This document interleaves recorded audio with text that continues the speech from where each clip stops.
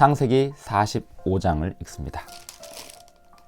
요셉이 시종하는 자들 앞에서 그 정을 억제하지 못하여 소리질러 모든 사람을 자기에게서 물러가라 하고 그 형제들에게 자기를 알리니 그때 그와 함께한 다른 사람이 없었더라.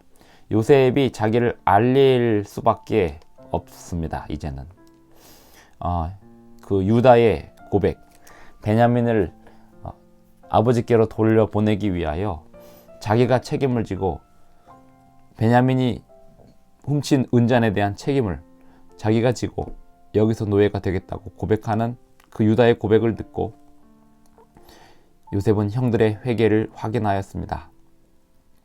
베냐민이 은잔을 훔친 적이 없지만 또 베냐민이 결백했지만 그 상황상 유다는 베냐민이 은잔을 훔쳤다라고 생각을 하였고 하지만 그것에 대한 책임을 자기가 지겠노라고 이야기합니다. 이것은 과거에 형들이 요셉을 팔아 넘긴 그 죄에 대하여 그리고 아버지를 속인 그 죄에 대하여 책임을 지는 모습을 상징하기도 합니다.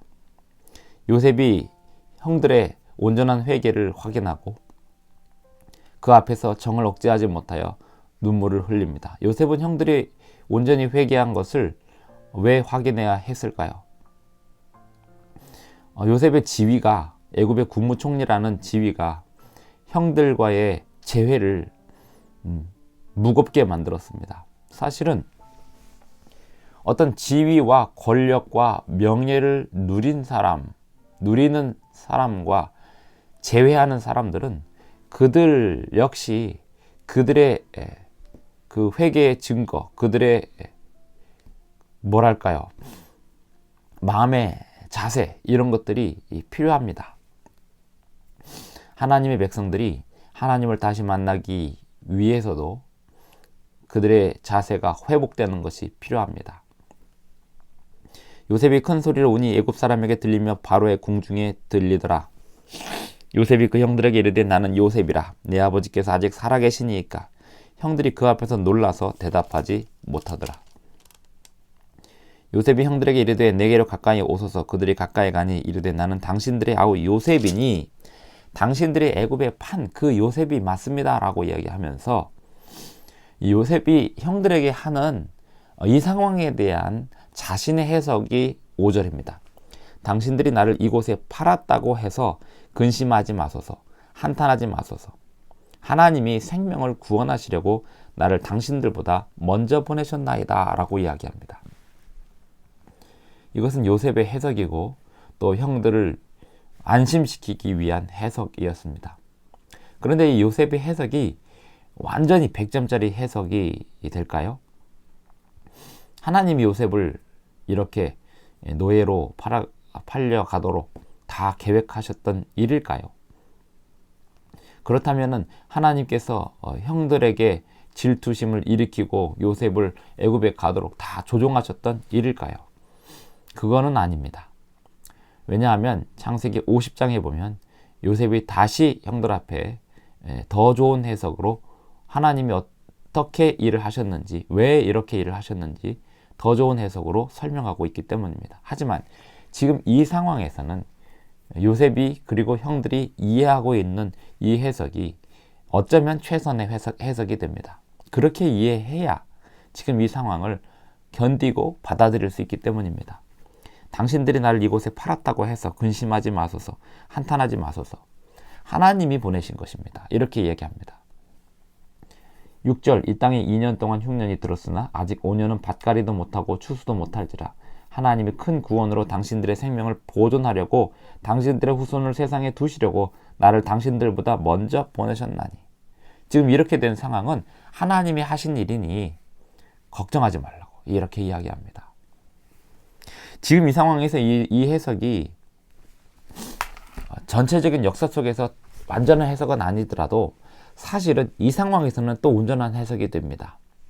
왜냐하면 요셉의 형들이 이 상황을 빨리 받아들이고 또 요셉도 형들과 재회하고 또 서로의 감정을 빨리 정리하기 위해서는 하나님이 이 모든 일을 하셨다라고 받아들이는 것이 빠르기 때문에 그렇습니다. 이런 해석들은 하나님이 바로의 마음을 강팍해 하셨다라든지 또 하나님이 이 모든 일들 속에서 하나님이 이를 주관하셨다라고 그렇게 해석하는 일들은 그 상황을 이겨내는데 매우 큰 도움이 됩니다. 8절 그런즉 나를 이리로 보낸 이는 당신들이 아니요 하나님이시라. 하나님이 나를 바로에게 아버지로 삼으시고 그 온 집의 주로 삼으시며 애굽 온 땅의 통치자로 삼으셨나이다. 어떤 불행한 일이 있을 때, 어떤 시련이 있을 때, 어떤 아픔이 있을 때 하나님이 그 일을 다 하셨다라고 생각하고 안심하고 또 확인하려고 하는 이유가 있습니다. 하나님이 이 확인하고 안심하는 하나님이 하셨다라고 생각함으로써 확인하고 안심하려는 그러한 마음은 하나님이 이 상황을 바꾸실 수 있고 고치실 수 있다라고 하는 것도 믿을 수 있는 마음으로 갑니다. 사실 하나님이 하시는 일을 우리가 다 이해하지는 못합니다. 하지만 하나님께서 우리에게 주신 정보에 의하면 하나님께서 이 일을 감독하고 계십니다. 특별히 하나님 백성들에게 일어나는 아픔이나 고난에 대하여 감독하고 계십니다. 9절 당신들은 속히 아버지께로 올라가서 아뢰기를 아버지의 아들 요셉의 말에 하나님이 나를 애굽 전국의 주로 세우셨으니 지체 말고 내게로 내려오사 아버지의 아들들과 아버지의 손자들과 아버지의 양과 소와 모든 소유가 고센 땅에 머물며 나와 가깝게 하소서. 흉년이 아직 5해가 있으니 내가 거기서 아버지를 봉양하리이다. 아버지와 아버지의 가족과 아버지께 속한 모든 사람에게 부족함이 없도록 하겠나이다 하더라고 전하소서. 당신들의 눈과 내 아우 베냐민의 눈이 보는 바 당신들에게 이 말을 하는 것은 내 입이라. 요셉이 계속해서 지금 이야기합니다. 요셉은 사실은 그 형들을 처음 만났을 때부터 준비됐지만 지금 형들은 처음 받아들이고 있는 상황이기 때문에 너무나 놀랐습니다. 네. 그래서 요셉이 여러 차례 자신의 이야기를 하고 있습니다.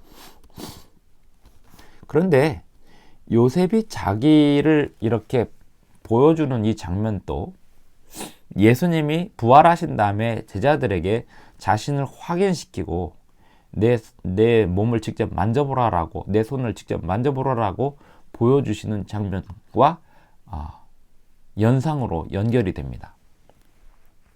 요셉은 죽었다라고 야곱에게 알려졌습니다.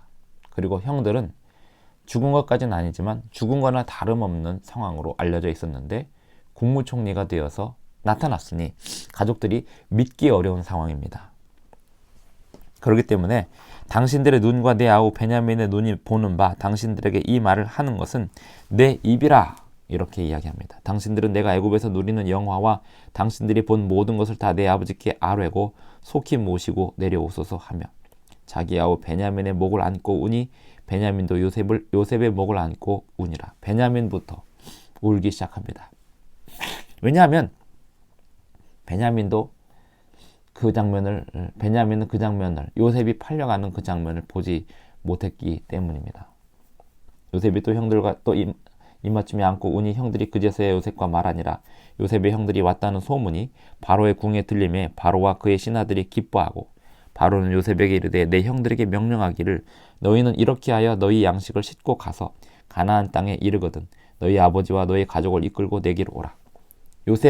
요셉이 형제들을 만난 이 사실에 대하여 바로 왕도 기뻐하고 있습니다. 애굽의 모든 사람들이 함께 기뻐하고 있습니다. 18절 너희 아버지와 너희 가족을 이끌고 내게로 오라. 내가 너희에게 애굽의 좋은 땅을 주리니 너희가 나라의 기름진 것을 먹으리라.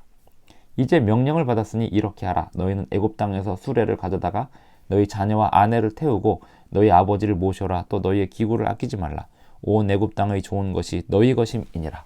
바로 왕이 더 적극적으로 나서서 애굽의 식구들을 다 애굽으로 불러들입니다.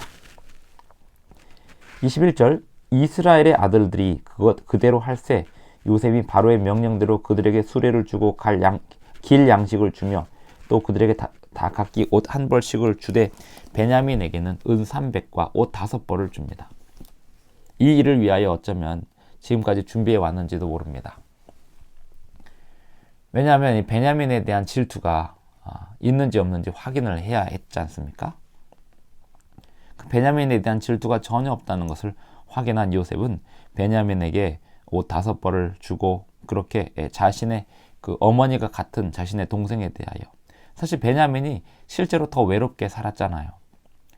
라헬의 아들은 유일하게 딱 12명의 아들 중에 라헬의 아들은 둘밖에 없었는데 한 명은 사라졌고 혼자 살았기 때문에 이 혼자 외롭게 살았던 베냐민에게 더 많은 위로와 더 많은 선물이 필요했습니다. 23절. 그가 또 이와 같이 그 아버지에게 보내되 수나기 10필에 애굽의 아름다운 물품을 실리고 암나귀 10필에는 아버지에게 길에서 드릴 곡식과 떡과 양식을 실리고 이에 형들을 돌려보내며 그들에게 이르되 당신들은 길에서 다투지 말라 하였더라. 왜 다툴 일이 생겼을까요?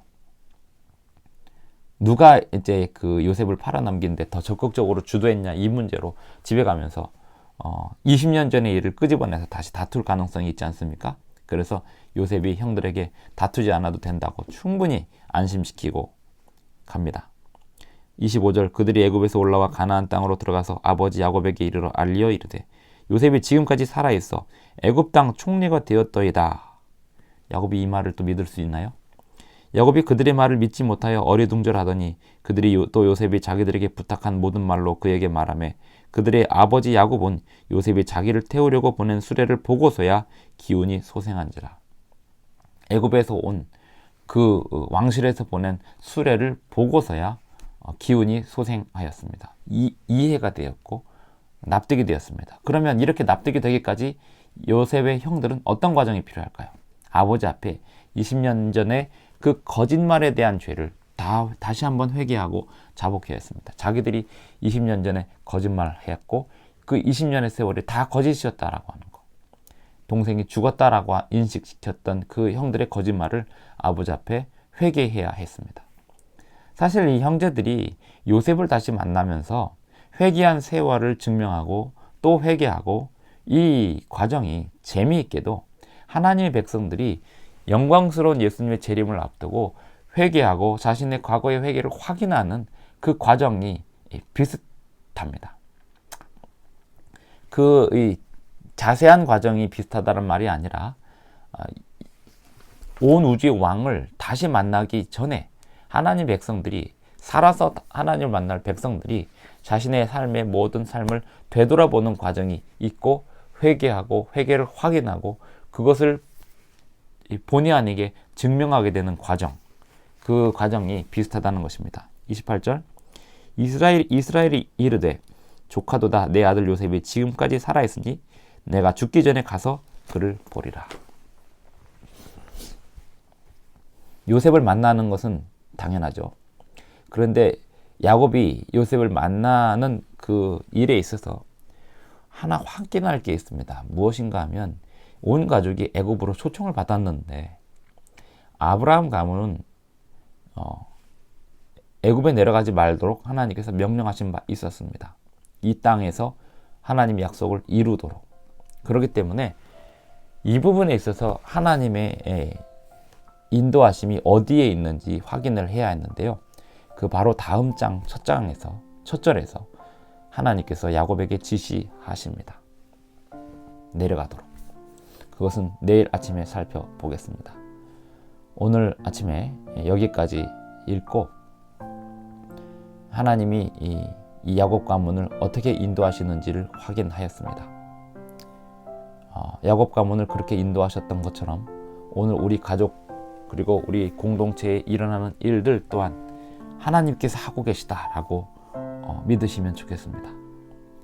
심지어 아픔과 불행과 고난도 하나님께서 하시는 일이다라고 믿으실 수 있다면 하나님 말씀에 온전히 순종하시고 하나님의 때를 기다릴 수 있습니다. 오늘은 병점교회와 정남교회가 40일간의 릴레이 금식 기도를 시작하는 첫날이기도 합니다. 동탄 세마교회를 앞으로 3개월 안에 골조를 올리는 일에 한마음으로 기도하는 그러한 기간이기도 합니다. 또한 병점교회 건물이 순적히 매각되는 일에 한마음으로 기도하는 일이기도 합니다. 기도하는 기간이 되기도 합니다. 오늘 기도를 시작하면서 온 성도들이 한마음으로 기도할 때 이 사업을 위하여 응원하는 다른 모든 사람들도 함께 동참하고 기도하게 되시기를 간절히 바랍니다.